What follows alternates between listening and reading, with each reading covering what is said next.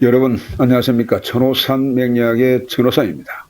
천호산 맹약 고급반, 오늘 이 시간에는 제31강 근록객 그 두 번째로 근록객 예시에 대해서 공부를 해보도록 하겠습니다.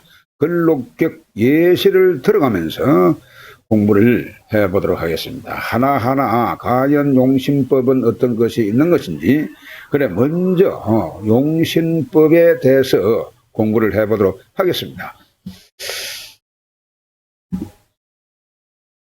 자, 먼저 근록용제관격. 자, 근록용제관격이 있습니다. 근록격이면서 제관성을 용신하는 그러한 격이 되겠죠. 두 번째로 보게 되면은 근록용제, 역시 근록격의 재성용신하는 그런 경우가 되겠습니다. 세 번째, 근록격입니다. 무슨 소리냐? 자, 격을 근록으로 하는데 용신도 근록이다. 즉 용신이 비견에 해당한다. 그러한 경우가 되겠습니다. 근록격이면서 근록용신. 자, 그런 말이 되겠죠. 네 번째로 보겠습니다. 근록용식상격. 자, 여러분, 근록격이면서 식상을 용신한다. 자, 그런 말이 되겠습니다. 그러니까, 자, 식상으로 용신한다고 하는 것은 신강신약에서 여러분, 사주가 강하기 때문에 식상으로 설기를 시켜야 이것이 사주가 원만하게 잘 운행이 된다. 그런 뜻이 되겠습니다. 그래서 이거는 신강한 사주고, 재성관성. 자, 재성이나 관성을 용신하는 그런 경우에도 물론 신강한 사주임에는 틀림이 없습니다. 그런데, 자, 근록용인격 할 수도 있습니다. 근록격인데 인성용신할 수도 있고, 또한 근록의 근록하는 이것은 결국 근록이, 즉 비급이 용신하기 때문에 신약사주가 되겠죠. 자, 그렇습니다. 다시 한번 말씀드리지만 이 지금 근록격은 십신중에서 비견, 자, 비견급제 중에 비견격이다. 이렇게 이해를 하시면 되겠습니다.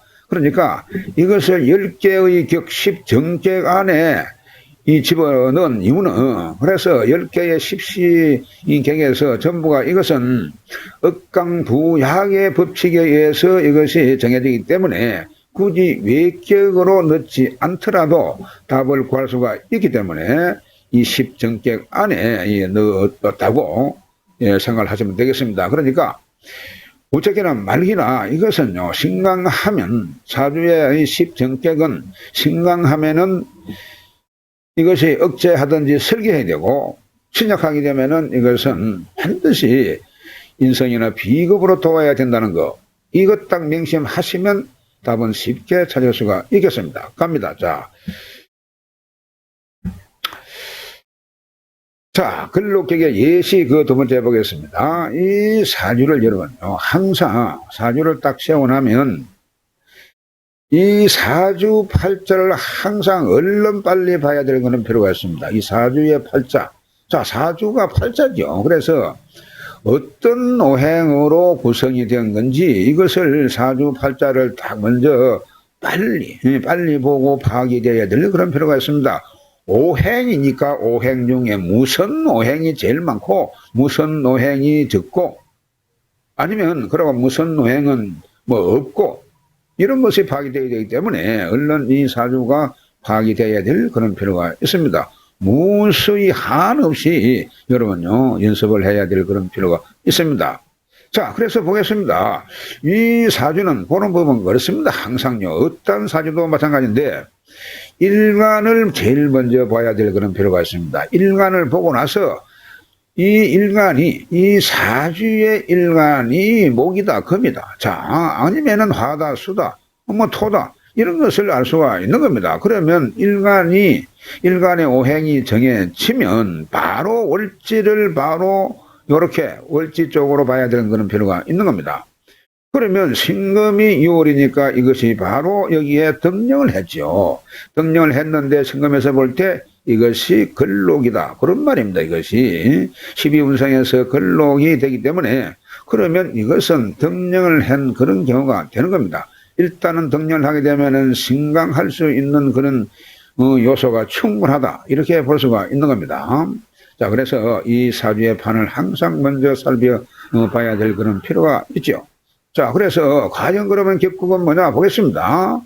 자, 그래서 앞서 잠시 말씀드린 대로 신일주가 6월에 태어나가지고 가만히 보아하니 시간의 경험이 있고 일지의 축이 있고 월간의 기토가 있고 가만히 보니까 해수도 있고 말이죠. 전체적으로 이 사주는 상당히 이 강한 사주로 태어났습니다. 강한 사주로.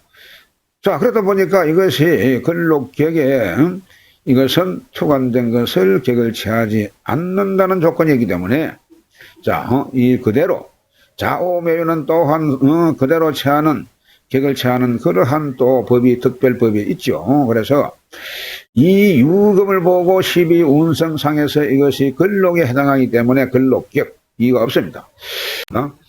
자, 그러면 용신은 뭐냐 보겠습니다. 용신. 자, 용신을 찾기 위해서는 여러분 이 사주의 판을 보고 신강신약을 파악을 해야 될 필요가 있죠. 이 사주는 신강에 이가 없습니다. 자, 그러니까 이 사주에서는 신강하기 때문에 이것을 억제하든지 설기해야 되는데 억제하는 관성이 있습니다만은 이것이 있고 또 설기하는 해수가 있습니다. 그래서 이런 경우에는 정화가 힘이 강하느냐 해수가 힘이 강하냐 하는 것을 먼저 봐야 돼요. 보면은 그렇게 봤을 때에 이 정화가 시지에 뿌리가 있다 보니까 그러다 보니까 이것이 목화의 기운이 강해 있다 보니까 목화로 용신한다. 그 말이 되겠습니다. 그러니까 근록의 용재간격이다. 그렇게 명명하는 겁니다. 그래서 근록격에 용신을 재성도 쓰고 관성도 쓴다. 용재관. 자, 이렇게 이해를 하시면 되겠습니다. 자, 그러면 운세를 보겠습니다. 운세를 보게 되면은 그러면 이것이 목화운으로 가면 되는 겁니다. 목화운은 기라고 금수운은 이는 불기란 것이죠. 그렇습니다. 그래서 또한 조후를 보더라도 이 정화가 또한 용신의 자격이 있다. 그렇게 볼 수가 있는 것입니다. 자, 그리고 운세를 보게 되면은 목화운으로 가면 되는데 이 운의 흐름이 화목운으로 갑니다. 아주 운세 흐름이 잘 간다. 그렇게 볼 수가 있습니다. 그런데 초년에 이분의 무신운은 이것은 불기라죠. 토생금 해가지고 이거 전체적으로 왕한 세력을 도와주기 때문에 결코 좋은 운이 아니라서 이 운은 좋은 운이 못 된다. 그렇게 볼 수 있고, 그러나 정미병호 을사갑 운까지도 이것은 상당히 좋은 운이 될 수가 있습니다. 보게 되면은 이 진운은 나쁜 거죠. 이거는 토생금하기 때문에 나쁜 거고.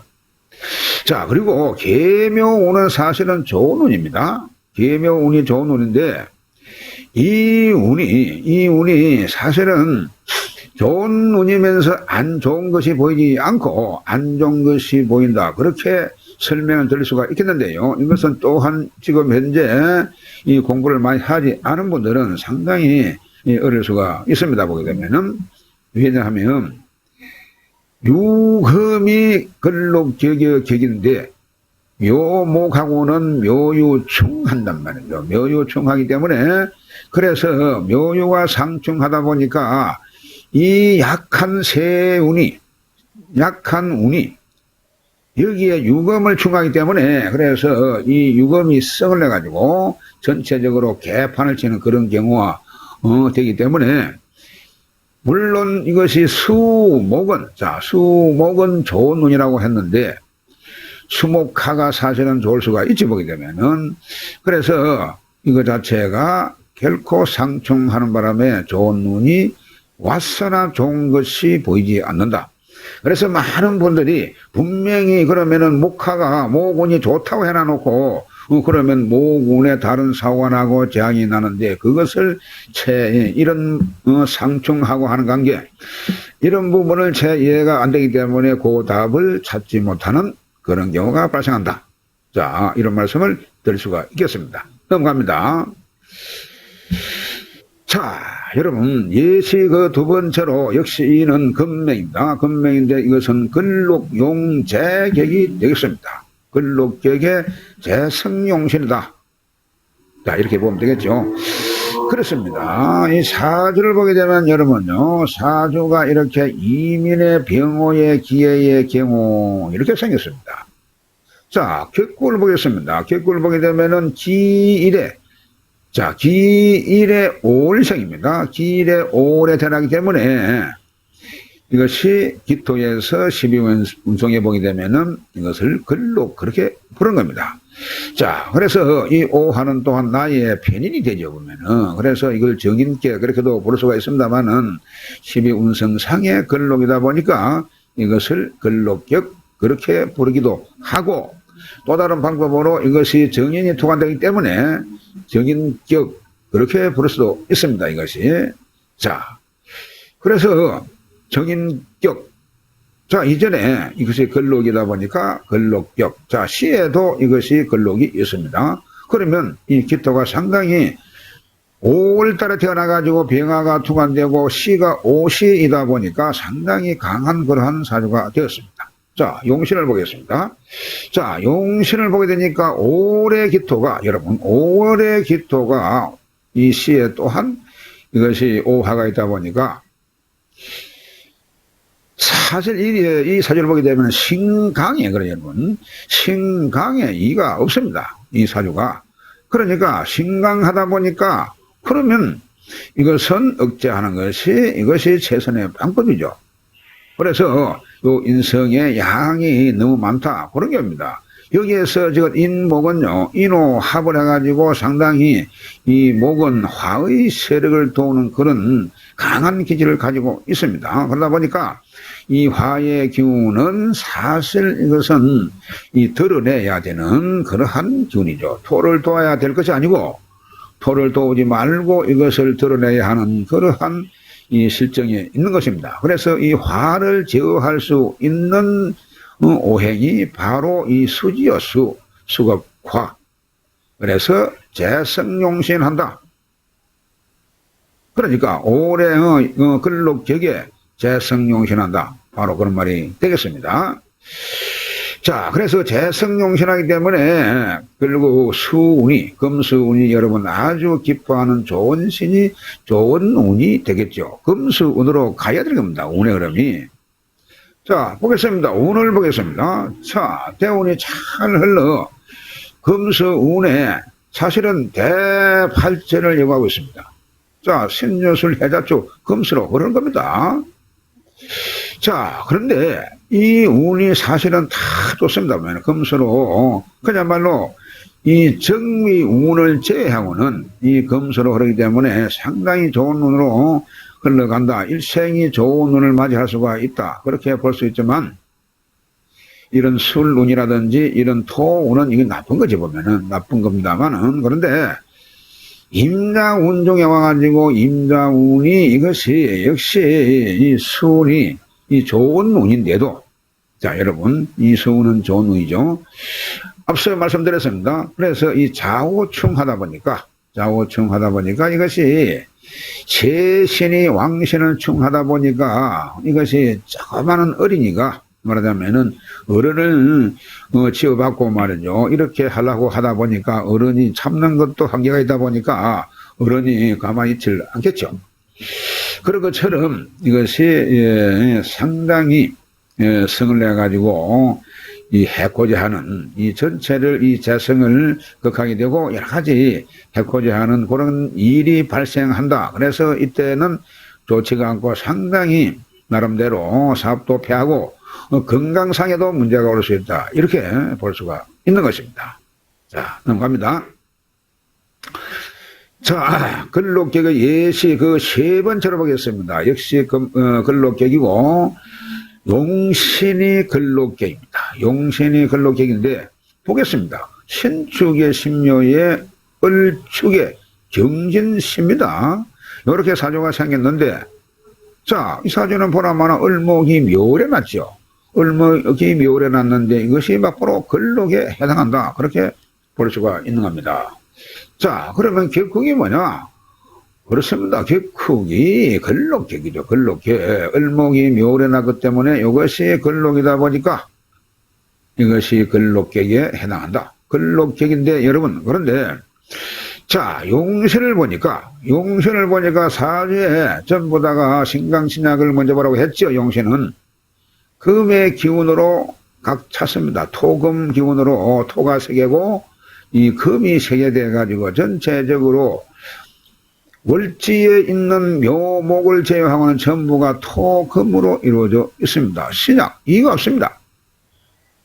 신약하면 도와야 됩니다. 이것이 막 바로 억강부약의 법칙이죠. 그렇습니다.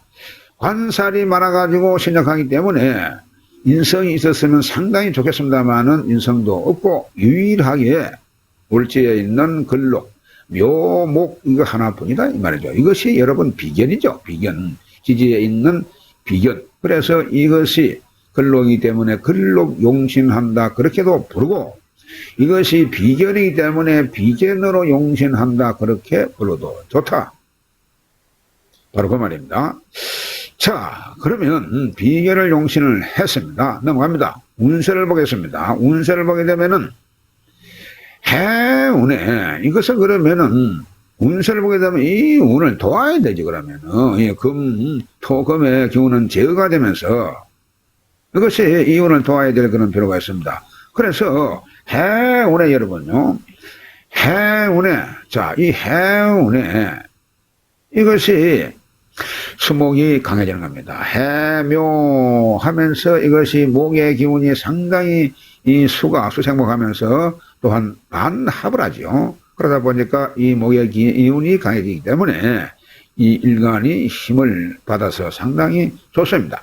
자, 그런데 병술론이 되니까 갱신금이 여기에서 보게 되게 되면은 이 신금, 자, 병술론의 갱신금이 강사를 억제하니까 대발목해서 대부자가 되었으나, 자, 병술론에 이 관사를 갖다 합을 해가 제어하든 충을 해가 그걸 해가 제어하든 어떤 방법이라든 간에 병화가 이렇게 이 제어하는 바람에 이때에 상당히 발복을 하면서 이 운에 상당히 발전이 있었는데 부자가 되고 했는데 넘어가서 유운에 말이죠. 이 또 유운에 아니 유축이 합을 하고, 자, 유축이 합을 하고 또한 이것이 역시 묘유충을 하고 있습니다. 묘유충. 그렇죠? 묘유충 하다 보니까 이것이 유축을 합을 하면서 이 금의 세력만 더 강해지면서 이거는 합을 하고 그러다 보니 이때에 비명으로 행사를 한 그러한 경우가 되겠습니다. 비명 행사. 이것은 객사라고도 하죠. 바깥에서 갑자기 어떠한 변화가 있어가지고 이 행사를 하는, 비명 행사하는 그러한 이 사주가 되었다. 그런 놈입니다. 그래서 이런 경우가 꼭 여러분 백호살만이 그런 것이 아니고 나의 용신이 나의 객국이 형충되거나 합거되거나 할 때에 이러한 경우가 생긴다 하는 것을 여러분 반드시 머릿속에 익혀야 될 그런 필요가 있습니다. 나의 용신이 형충되는 경우 이거 막 바로 그때는 생명의 위험이 있다 이렇게 볼 수가 있는 겁니다. 자, 넘어갑니다. 근록격이 있어가지고 그 세 번째 참고할 점입니다. 사주가 여러분요, 근록격을 이루면 부나, 자, 아버지나 조부의 유업이 적고 설사 있다고 해도 폐가한 후에 자력으로 성가를 해야 된다. 그런 의미입니다. 이 근록격을 이루면 사주가 근록격을 이루고 만약에 이것이 신강하게 되면 이거는 뭐 십중고가 틀림없다 그렇게 볼 수가 있습니다. 사실은. 그리고 그 두 번째로 근록격에 식상이 있고 재성이 있으면 식상문이나 재운에 재문이 불어나면 관성이 있으면 반드시 재성이 있어야 기신이 되기 때문에 재관운에 발전한다. 만약에 재관이나 식상이 지지에 통과하지 못하면 평생이 공고하다. 평생이 사는 데가 곤란하다. 그 말입니다. 자, 다시 한번 정리하겠습니다. 근록객에 만약에 식상이 있으면 이 신앙사주를 말합니다. 식상이 있으면은 식상이 일간이 강한 기운을 뺍니다. 빼면은 재운에 재물이 불어나고, 또한 사주에 관성이 있는 수가 있습니다. 근록객에 관성이 있으면 반드시 재성이 있거나 재성이 운이 와줘야 되는 겁니다.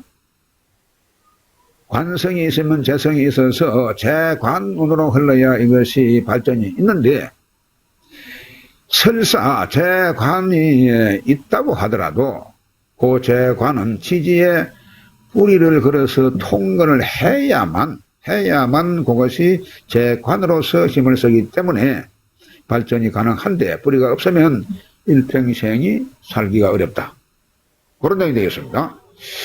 자, 그 세 번째로 보겠습니다. 근록객에 여러분요, 재성만 있고 식상이 없으면 이런 경우 있습니다. 이런 경우에 왕한 비겁을 설기하지 못하는 경우는 게 식상이 없으니까. 그래서 이때는 불기를 하고, 관성이 없으면 왕한 비겁을 또 극제하지 못하다 보니까 아주 이 또한 불길한 경우입니다. 또 대운에서 비겁을 만나게 되면 평생에 성공이 없고, 객사하거나 아싸하거나, 여러분 아싸는 굶어 죽는 거죠. 그래서 또한 선임이 되는 이런 경우, 그렇지 않으면 천한 기술가가 된다 하든지 이런 식으로 상당히 군비쟁제 이러한 경우가 바로 많은 그 비겁이, 그야말로 무리의 비겁이 재성을 놓고 다투는 그런 경우가 되기 때문에 굶어 죽을 수가 있습니다. 아싸할 수가 있는 겁니다. 식상이 없는 경우.